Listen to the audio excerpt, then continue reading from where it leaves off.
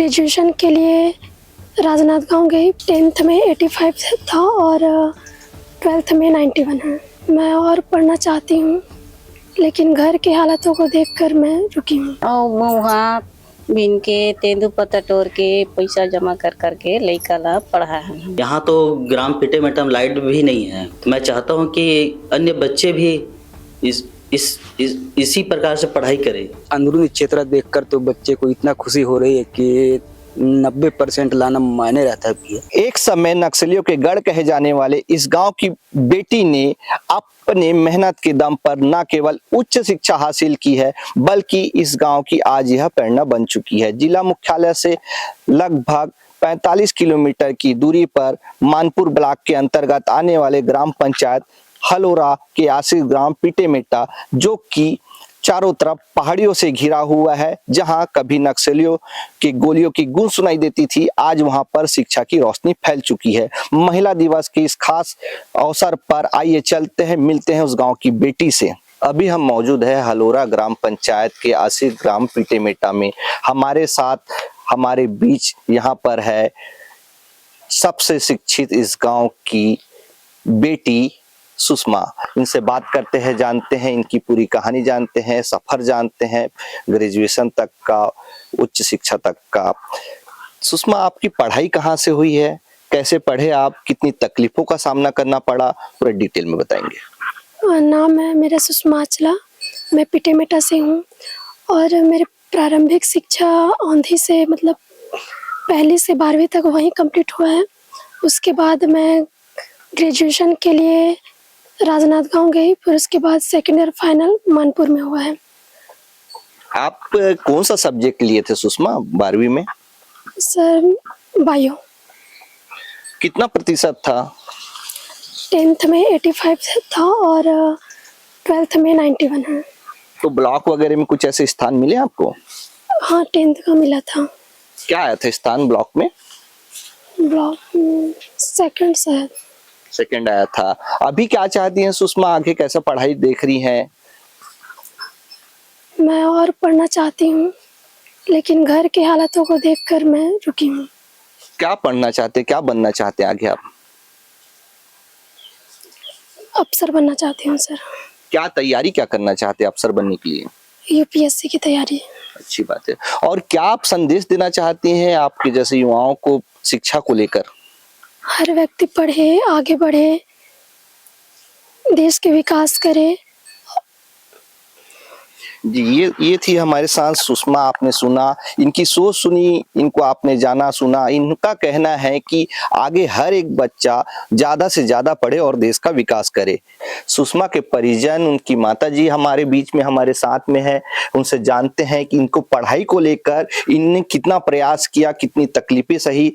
माताजी, आप बताएंगे सुषमा की पढ़ाई को लेकर आपने कितने संघर्ष किए हैं, क्या क्या आपने किया इनको पढ़ाई के लेकर? वहाँ बिन के तेंदु पत्ता तोड़ के पैसा जमा कर करके लड़का ला पढ़ा है।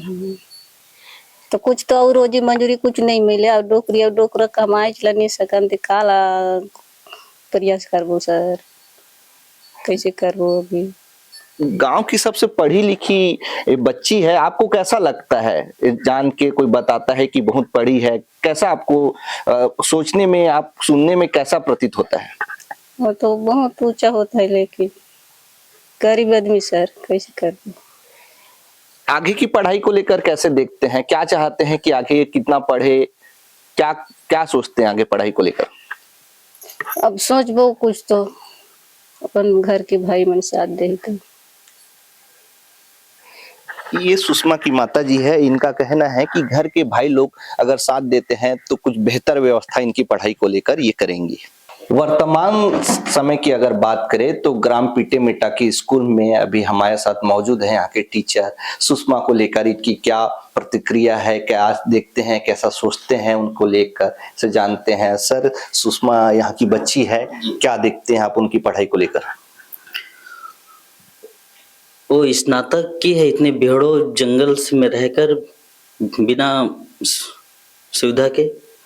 यहाँ तो ग्राम पिटेमेटा में लाइट भी नहीं है, इसके बावजूद भी वो लड़की पढ़ाई की है इतना। जिसको देखकर यहाँ के बच्चे भी प्रभावित होते हैं कि हम भी पढ़ें। तो मैं चाहता हूँ कि अन्य बच्चे भी इसी प्रकार से पढ़ाई करें। और ये बच्ची तो यहाँ तक कि खेतों में हल भी जोतती है, महुआ बीनती है और तेंदुपत्ता भी तोड़ती है। सभी काम करके बहुत ही गरीबी स्थिति से पढ़ाई की है। ग्राम पिटेमेटा में 300 के आसपास की जनसंख्या है। यहाँ पर ग्रामीण है, इनसे बात करते हैं कितनी खुशी इनको यहाँ पर हो रही है। गांव की बच्ची है जिन्होंने शिक्षा में एक मिसाल कायम किया है। भैया, यहाँ पर जो एक बच्ची हैं सुषमा, उनकी पढ़ाई अच्छे से हुई है, ग्रेजुएशन की है, कितनी खुशी आप लोगों को होती है यहाँ पर? अब ये बच्ची देखकर और ये ऐसा अंदरूनी क्षेत्र देखकर तो बच्चे को इतना खुशी हो रही है कि 90% लाना मायने रहता है भैया। फिर भी शासन की ओर से ना उसके लिए कुछ तो देना चाहिए। गरीब घर की बच्ची है, वो ये पत्ता तोड़ते हैं, मोहा बीनते हैं, धान काटते हैं, फिर क्या करेगा बच्ची, है ना? क्या नाम है? लकेश कुमार हुसैन।